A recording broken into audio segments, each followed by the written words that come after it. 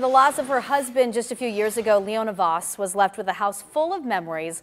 Some of those memories in the form of antiques, mostly vintage tins that he collected. Now 60 years and nearly 2,000 items later, she has decided to share a lot of those pieces of history with you. When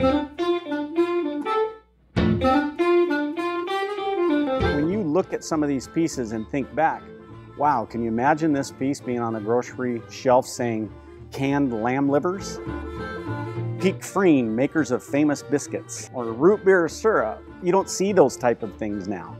There's over 2,000 vintage antique advertising items, just a huge variety that was all packed into one house here in Phoenix. Mr. Voss was quite the collector and got very, I don't want to say carried away, but obsessed with his collecting. It became a passion for the whole family. He's got some stoneware advertising pieces. The smallest, the Mullen right there, it's a pretty sought after piece. Daisy butter churns my grandparents had in their house when I was a kid. I remember opening up peanut butter out of a tin, not out of a jar. You'll see 500 different pieces. You will not recognize the company. It's amazing. It's just literally every type of tin you can imagine is here.